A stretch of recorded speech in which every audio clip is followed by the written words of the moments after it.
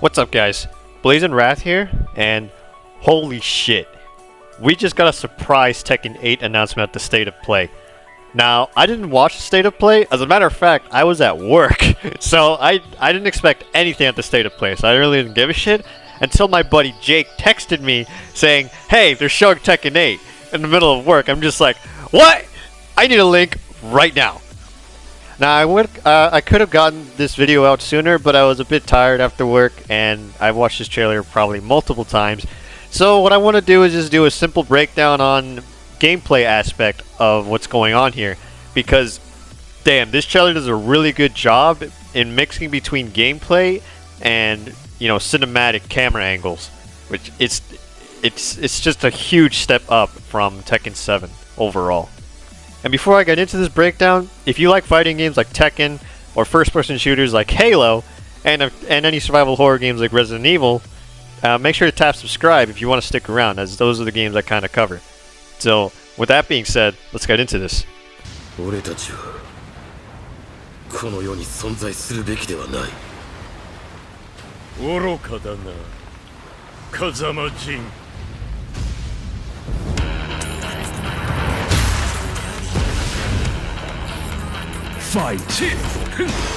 Alright, so right there is Jin's 1-2-4.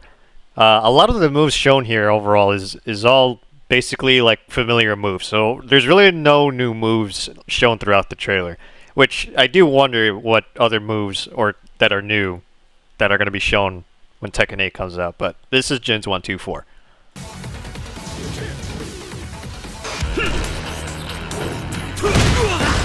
And that right there was Kazuya's up 3.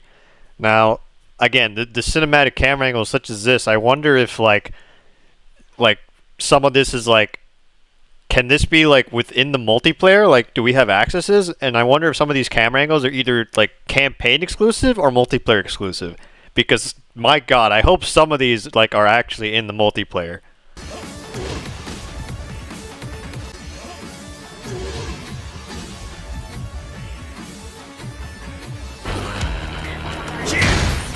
Now that right there was Kazuya's like flying air kick. I actually don't know the name, but it's a move I do use a lot, and I hope that it better connects in this game, because the hitbox works weird in Tekken 7, because my opponent will be on the ground and yet it still like hits up in the air and it like connects. So I hope they can make it connect better in the next game.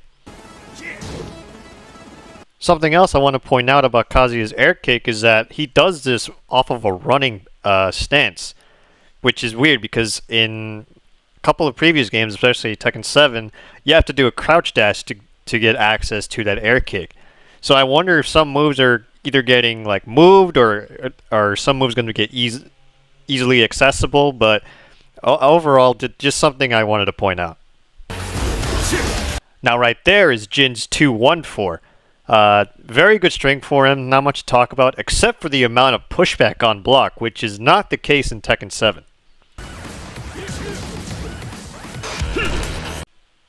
That was Kazuya's forward 3, another familiar move, and again, much like Jin, a lot of pushback on it this time, not the case in Tekken 7. This is Jin's back 2-1.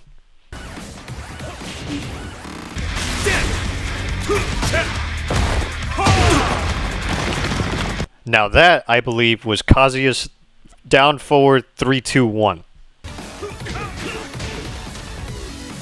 Some other notes I want to point out about this sequence is that, 1, Kazuya is able to simply backdash Jin's electric wind hook fist.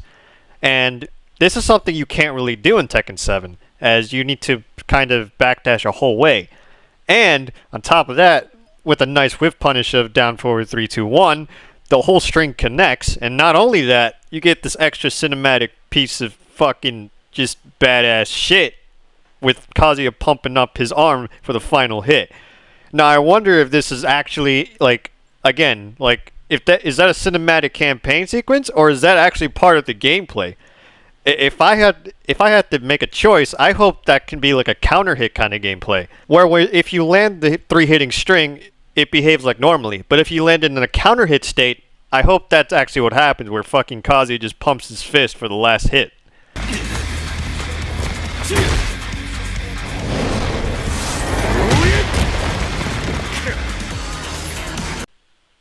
Now that right there was Jin's Power Crush move.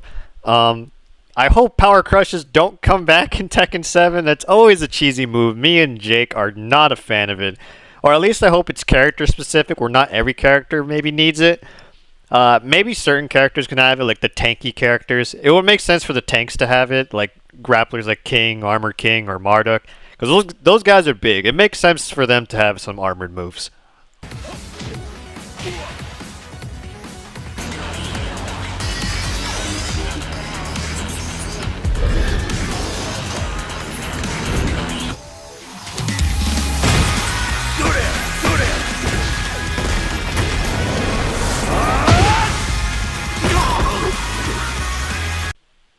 Now, a few things to point out in this sequence is, one, this definitely looks like part of the campaign. Like, for sure, this is not gameplay. This is probably one of their fights in the story mode. And two, this sequence about to come up.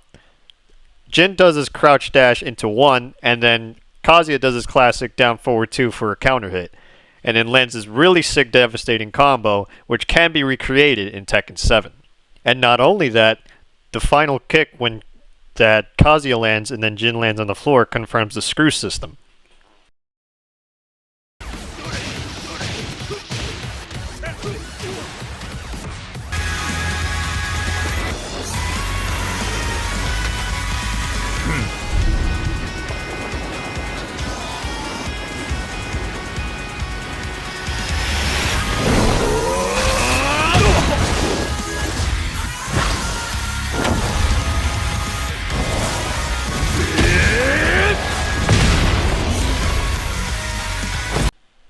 So a couple things are about to happen when Jin gets up. One, he runs at Kazuya for his down forward 1 once again, except it doesn't look like he does a down forward motion.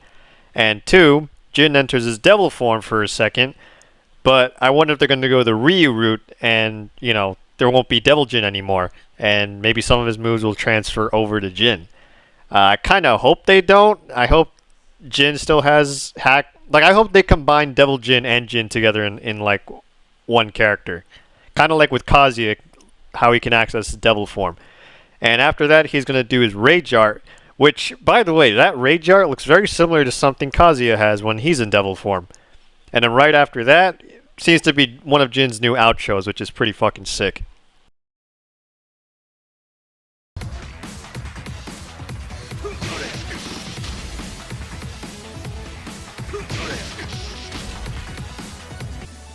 And that's going to do it for this video. Overall, I am very hyped. I can't wait for this game. I would expect more to come out around the Game Awards, so near the end of the year.